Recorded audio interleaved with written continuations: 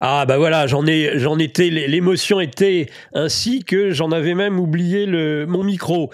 Quelle chance, je disais, Raphaël a-t-il eu d'annoncer juste, pile poil, eh bien, à 7h30, la victoire de Trump. Alors ça, j'avoue, je ne m'attendais pas à ce qu'on le sache si vite. La Pennsylvanie tombe, après la Caroline du Nord et après la Géorgie.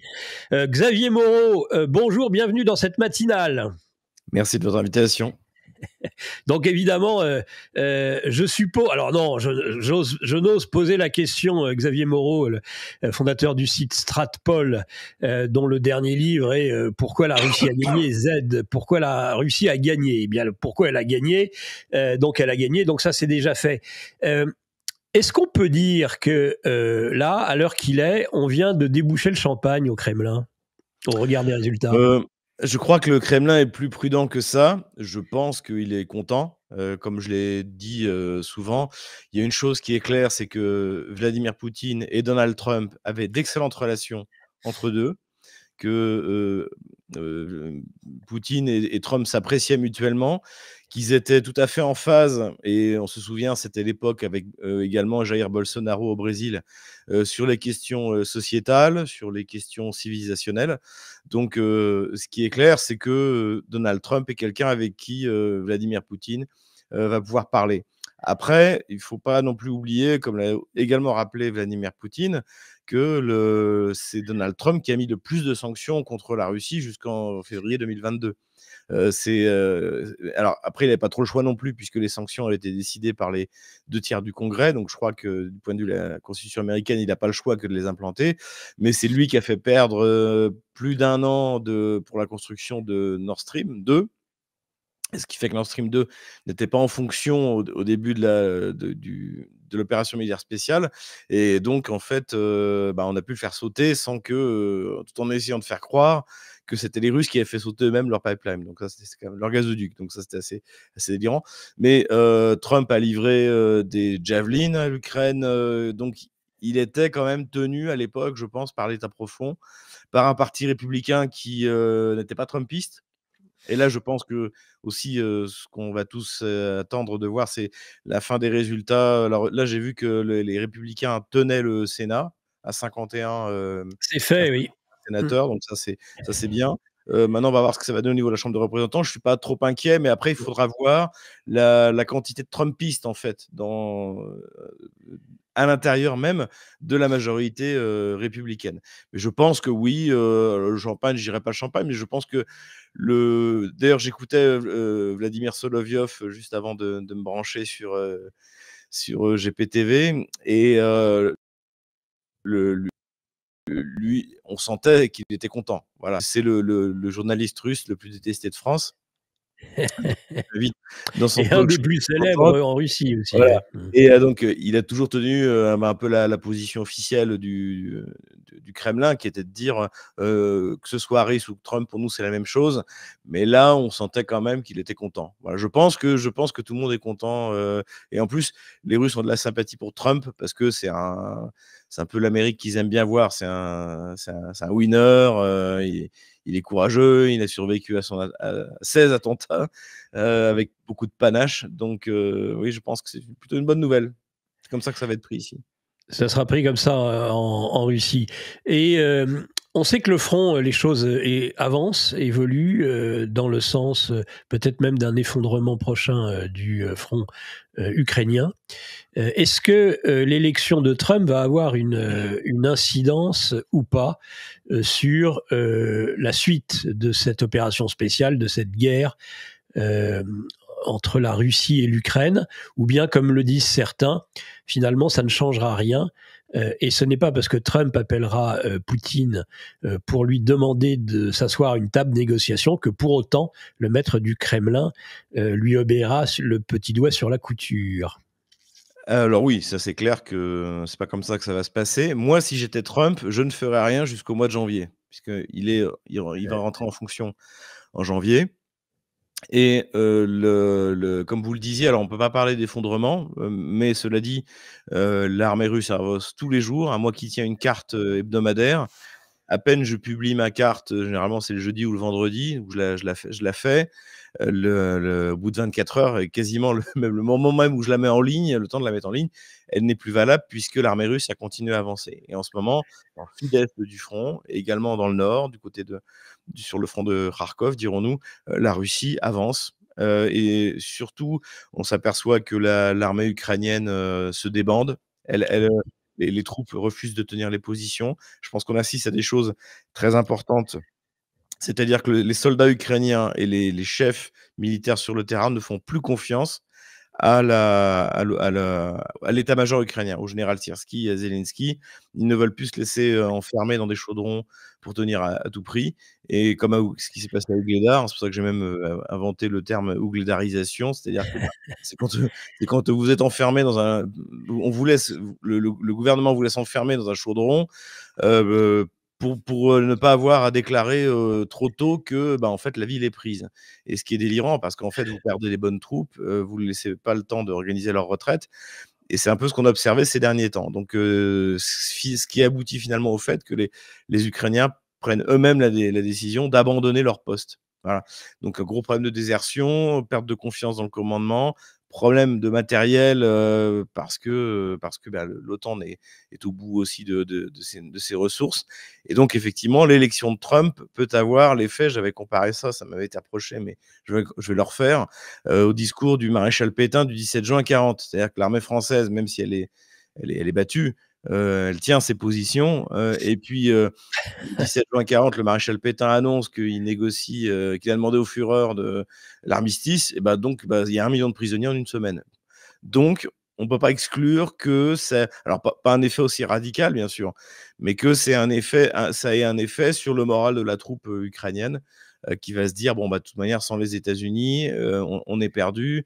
Trump va nous lâcher. Et donc, pourquoi mourir si, de toute manière, dans 3 mois, l'affaire est liquidée par Donald Trump. Donc, je pense que l'élection de Trump va avoir un effet dévastateur sur le moral des troupes y compris sur le moral de la population ukrainienne. Mais moi, à la place de Trump, je ne ferai rien, contrairement à ce qu'il a dit, qu'en 24 heures avant même d'être intronisé, il pourra régler le problème. Je ne ferai rien jusqu'en janvier parce que la situation de l'armée ukrainienne et de l'Ukraine en général, surtout si les Russes lancent une vague d'attaques sur des infrastructures critiques, peut être tellement catastrophique que finalement, je dirais, c'est Kiev qui va se tourner vers Trump en lui demandant bah, on est d'accord pour tout, voilà, faites cesser cette guerre. Non, mais c'est une bonne chose. Hein. Globalement, cette élection est une bonne chose pour la Russie. Ben oui, mais est-ce que dans cette période critique, ces 2 mois là avant qu'il ne soit réellement aux commandes, n'y a-t-il pas un risque d'actes désespérés, attaques sous faux drapeau depuis le temps qu'on en parle, pour obliger finalement contraindre Trump à prendre des décisions quand il sera président, tout à fait contraires à ce qu'il envisage de faire? Bah, je crois que le pire a été déjà tenté, ça a échoué, hein, l'offensive sur Koursk visait à s'emparer d'une centrale nucléaire pour en quelque sorte la prendre en otage et faire risquer à l'Europe un accident nucléaire majeur, hein, une répétition de Tchernobyl, et ça a échoué. Donc aujourd'hui, oui, effectivement, ce qu'on voit clairement, c'est que le régime kievien est prêt à tout, mais en même temps, il peut plus faire grand-chose. Bombarder directement une centrale nucléaire, j'y crois quand même pas trop. Je pense qu'on n'est pas arrivé à ce niveau de folie. Mais cela dit, bon, faut être prudent quand même parce que autour de Zelensky, on le voit, notamment les bandéristes ont des discours de plus en plus radicaux. Il y a un leader bandériste, Krochinski, je crois qu'il s'appelle, qui a dit qu'il fallait maintenant envoyer les femmes au combat, que la limite d'âge, ça devait être 14 ans. Vous avez d'autres déclarations de ce style de députés de la Rada qui en fait voient l'écroulement arriver et donc eux sont prêts à tout et on sait de quoi est capable le bandérisme, hein. La Pologne le sait particulièrement, donc tout devient possible, mais cela dit, tout n'est pas possible non plus du point de vue purement technique et je pense que, encore une fois, il faut que Trump attende. Il faut qu'il fasse rien jusqu'au mois de janvier et peut-être qu'il va récupérer une situation où finalement il pourra liquider l'affaire ukrainienne et que ce ne sera pas de sa faute. Voilà. Parce que évidemment que Trump n'a pas envie de prendre les affaires en main et d'essuyer une défaite qui sera une défaite quoi qu'il arrive, grave pour l'Amérique, grave pour l'OTAN.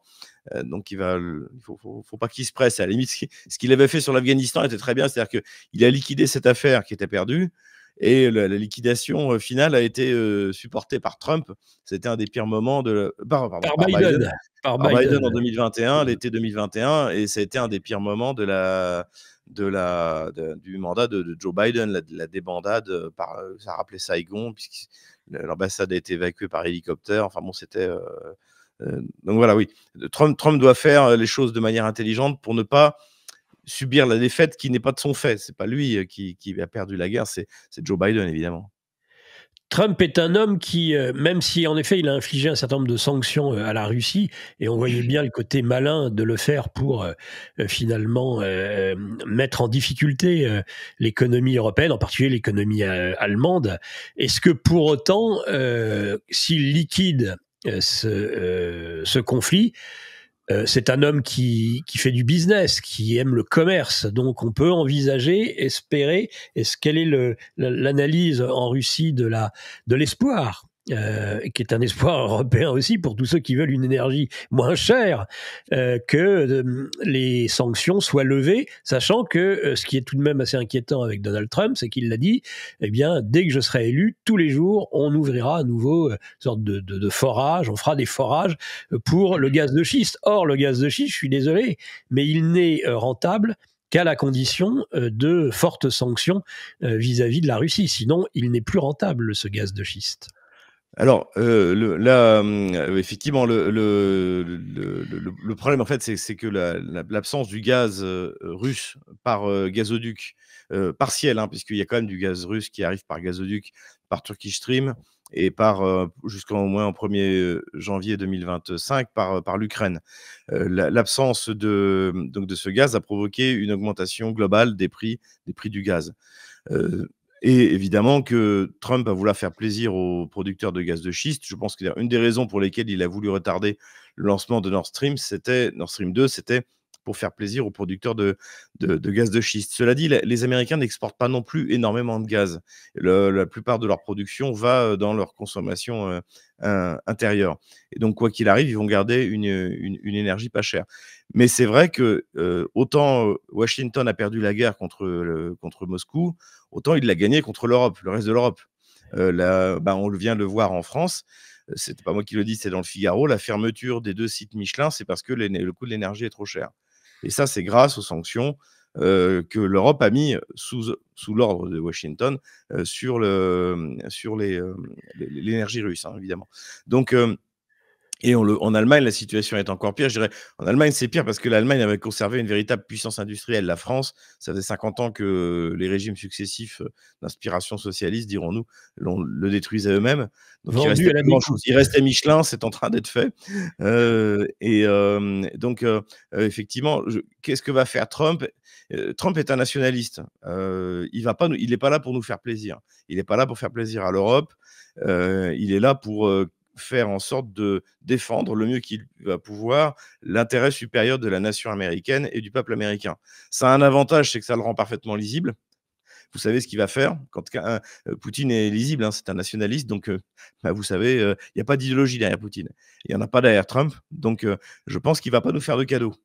Et surtout, ce qui va être intéressant de voir, c'est entre le moment où il a quitté son précédent mandat et aujourd'hui, l'OTAN a récupéré 2 nations supplémentaires, la Suède et la Finlande. La Suède a justifié dans les médias son adhésion à l'OTAN pour avoir l'adhésion de la population qui est pacifique, en fait, on peut dire. Ça a été de dire mais ça va nous permettre d'économiser sur le budget de la défense. Et c'est pas vraiment ce que Trump a envie d'entendre de la part de ses partenaires européens. Je rappelle que juste avant de quitter son précédent mandat, il avait annoncé au Japon et à la Corée du Sud, je crois, qu'il allait doubler, tripler, voire quadrupler la somme que ces 2 pays doivent payer pour être occupés par l'armée américaine. Et donc, je pense qu'on va assister à des demandes à peu près équivalentes du côté de l'Allemagne, parce que ça coûte cher, en fait, de déployer. L'Amérique a des bases déployées partout dans le monde. Alors, c'est plutôt en train de se réduire, faute de moyens. Mais globalement, on va assister à une pression. Et quelle va être la réaction de la Finlande si tout d'un coup, Trump dit: «OK, on va s'installer chez vous, on va mettre des bases américaines, mais c'est vous qui allez payer les frais». Donc je pense qu'il ça de ce côté-là aussi, son côté, je dirais, 100 nationaliste, va faire que les élites européennes vont se trouver face à un gros problème. Et d'ailleurs, vous le sentiez bien, dans les médias français, qui sont, bah, tout en dehors de GPTV et des médias, je dirais, de la résistance, les médias français étaient très inquiets parce qu'il y a toute une classe qui risque de se retrouver sans tuteur. Voilà. Eh oui, D'un coup et on va un les seigneur forcer et à maître. respirer l'air frais de la liberté et ça, ils en ont pas du tout envie, hein. Ça date d'avant la Seconde Guerre mondiale. Les élites qui nous gouvernent, la classe dirigeante, voulaient liquider, la souveraineté française parce que c'était trop de responsabilités. Ils voulaient profiter des ors de la République, mais surtout pas prendre de responsabilités. Et aujourd'hui, vous allez avoir toute une classe politique et médiatique qui va plus savoir vers qui se tourner et qui, en plus, va devoir, encore une fois, subir un échec militaire majeur, face à la Russie. Mmh. Est-ce que, sur le plan, cette fois-ci, on va, dézoomer, par rapport à Kazan, par rapport aux BRICS. Comment, Xavier Moreau, voyez-vous, la politique, de Trump? Va-t-il, s'adapter? Voudra-t-il, finalement va-t-il au contraire, se cabrer par rapport à ce basculement du monde, sachant que ce basculement du monde, j'ai l'impression que de toute façon il aura lieu et qu'en fait on a le choix entre accepter ce monde multipolaire ou bien ou aller à la guerre. Et que semble-t-il, c'est ça un peu un de nos espoirs, c'est qu'avec Trump, eh bien le commerce prendra le dessus et que il rentrera qu'il même s'il fait contre mauvaise fortune bon cœur dans ce nouveau dispositif, dans ce nouveau système mondial qui de toute façon est, me semble-t-il, inéluctable. Oui, je pense que la montée en puissance des BRICS, c'est quelque chose d'inéluctable. Tous les observateurs un peu sérieux, l'ont conclu après le sommet de Kazan. Le problème, c'est que Trump va avoir à régler le problème de la dette et ça, c'est un problème majeur. Il en a déjà parlé dans sa campagne. Il a annoncé même que si jamais les pays qui renonceraient à utiliser le dollar comme, monnaie de réserve, se prendrait c'est sous-entendu, c'était la Chine, hein, qui a largement baissé d'ailleurs ses actifs en dollars, eh bien, se prendrait des droits de douane, comment dire? Colossaux. Bon, tout ça, c'était un peu le discours de Trump pendant la campagne. C'est du Faut pas, chantage. voilà, un peu du chantage. Mm. Mais ce qu'il faut voir, c'est que l'Amérique c'est quand même pas rien. Même si c'est un pays hyper endetté, je regardais les chiffres de la part dans l'industrie, du PIB mondial, la part de l'industrie dans le PIB mondial, on va dire. Donc L'industrie américaine. voilà, la Chine, bien sûr, c'est 31 %, mais les États-Unis, ça reste le deuxième et c'est 16 %. Donc en fait, avec une politique, bien faite, de cesser effectivement d'utiliser le dollar, comme une arme, parce que si vous écoutez le discours de Poutine à Kazan, il a dit, «Bon, bah, on va créer des structures, des instruments financiers pour se permettre d'échanger sans passer par le dollar». Mais c'est pas contre le dollar, c'est le dollar qui veut plus de nous. Les Russes auraient sans doute, par paresse, continué à utiliser le SWIFT s'ils n'en avaient pas été exclus, en mars 2022. Ils auraient continué à utiliser Visa, Mastercard, et cetera. Donc le fait est que le problème vient pas, c'est pas la Russie qui tout d'un coup va dire: «Bah, puisque c'est comme ça, on va cesser, d'avoir des réserves en dollars, en euros», c'est le fait comme disent on dit aux États-Unis ou en Russie, de militariser le dollar et d'en faire une arme. Mais c'est une arme à double tranchant parce que les États-Unis ont une dette énorme et ils ont besoin de fourguer leur camelote, si vous me permettez l'expression. Mais si jamais Trump réussit à lancer les États-Unis sur je dirais une ligne, une courbe, positive, vertueuse du point de vue économique et du point de vue de la dette, le problème se posera plus. Là, effectivement, les États-Unis, bah, comme la France d'ailleurs, mais pour la France, c'est plus grave parce que nous, on n'a pas l'inertie du dollar qui, malgré tout, reste le principal instrument, d'échange international. Le comment dirais-je? Le si jamais le problème de la dette est vers une route vertueuse pour être résolu, eh bien, ce problème se fera moindre. Mais ça va être je pense que d'ailleurs Trump a beaucoup plus de problèmes internes à régler que de problèmes internationaux, même si effectivement les problèmes internes des États-Unis ont souvent des répercussions à l'international. Il suffit de se souvenir de la faillite de Lehman Brothers, hein, de la crise de 2008. Parce que le problème de la dette paraît insoluble. Insoluble aux États-Unis. Heu, en fait, oui, déjà, le problème, c'est que le problème de la dette se résoudra quand il y aura un défaut partiel sur la dette. Ben On oui, verra que finalement en fait, oui. c'est pas qu'il est insoluble, il va finir par se résoudre, comme en France. La question, c'est comment? Un moratoire sur les paiements, un gel et cetera, mais ça peut être aussi, encore une fois, quand on regarde l'exemple russe, le défaut sur la dette russe, le jeudi noir de 1998 a eu des effets extrêmement vertueux sur l'économie russe. Ça a relancé l'industrie, le rouble était surévalué, il s'est effondré, oui, si on peut dire, il s'est effondré. Alors ça a coûté l'épargne de la classe moyenne russe, pour peu qu'il y en avait à l'époque, mais ça a permis, à Poutine, 2 ans après, une fois qu'il est arrivé au pouvoir, de relancer l'économie russe. Donc, de toute manière, ni la France, ni l'Allemagne, ni les États-Unis ne passeront par un écroulement, un défaut sur la dette ou un défaut partiel ou des mesures extrêmement drastiques. Mais je dirais que la chance qu'ont les États-Unis, c'est qu'ils ont un outil industriel. Ce qui a sauvé la Russie, pour faire un parallèle, en 1998, c'est qu'en fait, il y avait une industrie qui était vieillissante, qui avait des tas de défauts, mais l'effondrement du rouble lui a permis de repartir parce qu'elle est devenue tout d'un coup hyper compétitive, comme en 2013-2014, si vous voulez.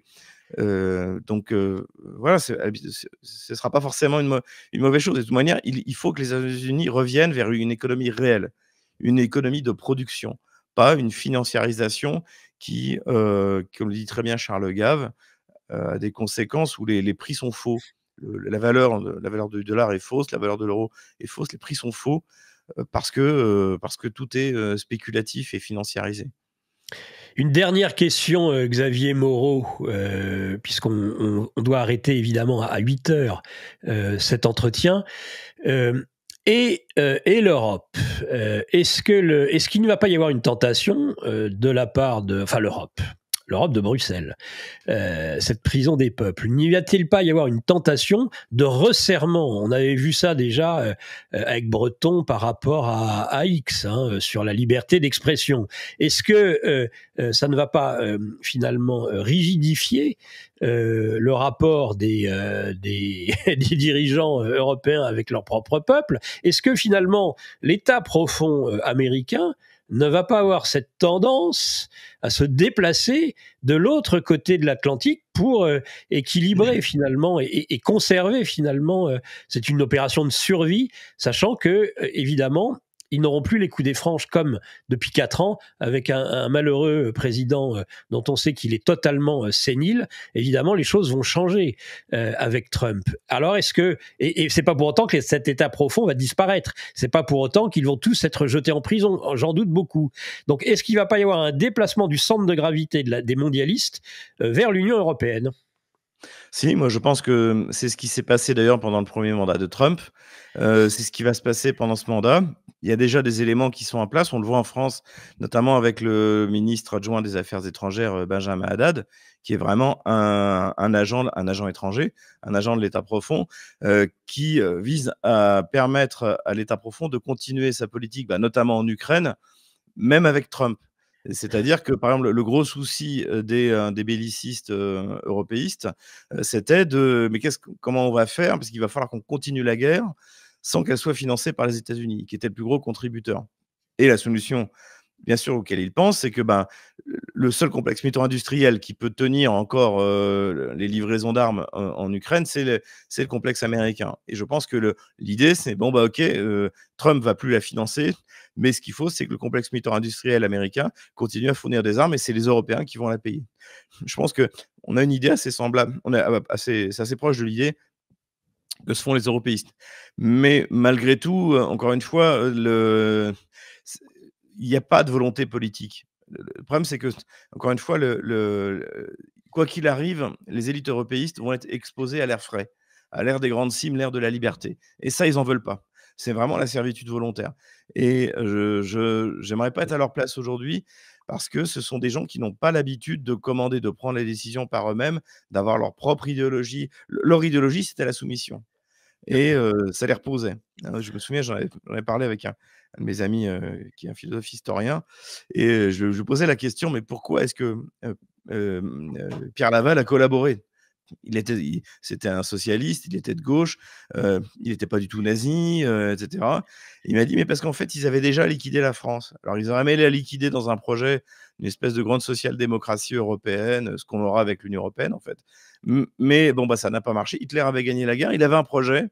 En tout cas, autour de lui, il y avait des gens qui avaient un projet européen et qui lui permettait de dissoudre la souveraineté, dans cette structure-là. Donc, je pense qu'aujourd'hui, pour eux, c'est une très mauvaise nouvelle.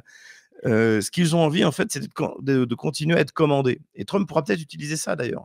C'est-à-dire qu'en fait, ce sont des gens qui ne veulent pas de la souveraineté, ils ne veulent pas de la liberté, ils veulent que ça reste comme ça, être des fonctionnaires internationaux, sans grandeur, sans ambition, mais au pouvoir. Enfin, en tout cas, dans ce qui reste de pouvoir. Donc, c'est pour eux que c'est l'esprit de la gauche. C'est l'esprit de la gauche, ça. C'est l'esprit de la gauche, bien sûr, bien sûr. C'est l'esprit de la collaboration, c'est l'esprit de toutes les collaborations. Encore une fois, le fait de perdre sa souveraineté, c'était déjà dans les cartons dans les années 20 et les années 30. Et ça s'est fait au moment de la collaboration et ça s'est fait. Il y a eu un sursaut gaullien pendant 11 ans. Et puis ensuite, on est revenu au plan initial, c'est-à-dire de ne plus gouverner. Ils ne veulent pas exercer le pouvoir. Et c'est ça le problème d'ailleurs, c'est que vous voyez qu'on a en fait la France en face d'elle des puissances avec des élites politiques, que ce soit en Inde, en Chine, aux Émirats arabes unis, prenons pas tout le temps que l'exemple de la Russie, en Arabie saoudite, avec le prince Salman. Il y a dans plein de pays maintenant, il y a une nouvelle génération. En Afrique, vous voyez ça, au Sénégal, vous voyez ça même dans le très pauvre Burkina Faso. Vous avez une nouvelle génération qui arrive, qui a bien l'intention d'exercer le pouvoir. Et nous, on veut pas. On veut pas et on veut quelqu'un face à notre place. Et le problème, c'est que là, Trump, ça va plus trop l'intéresser. Il voit plutôt l'Europe comme un adversaire, comme un concurrent. Donc, la seule chose qui va l'intéresser, c'est oui, s'il peut utiliser les leviers qu'ont toujours eu les États-Unis vis-à-vis de l'Europe pour achever l'industrie européenne, la forcer à déménager aux États-Unis, ce qu'a fait Biden. Je pense que Trump n'hésitera pas à le faire, en effet. Bon, merci beaucoup Xavier Moreau. J'ai l'information par le chat il y a quelques minutes où semble-t-il, ça y est, c'est fait. Il n'y aura pas de revirement comme en 2020 durant la nuit, une main morte ou quelques lutins démocrates qui iront bourrer les urnes. Cette fois-ci, on peut dire que Trump remporte l'élection présidentielle pour la 3e fois.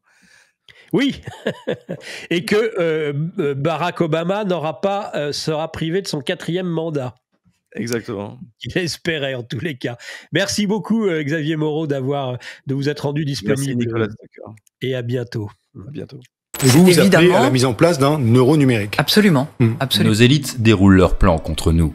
Mais nous aussi on a des plans contre eux. Déjà au travers de nos émissions avec une revue de presse économique pour faire le point avec vous, puis dans notre revue mensuelle avec des analyses financières et des solutions de décentralisation, et surtout dans notre stratégie anti-CBDC. Plus de 3 heures de contenu exclusif et gratuit pour apprendre concrètement à préserver votre épargne. Au programme, protection anti-crise, anti-banque, anti-État et bien d'autres solutions. Le temps joue contre nous, mais on peut se défendre.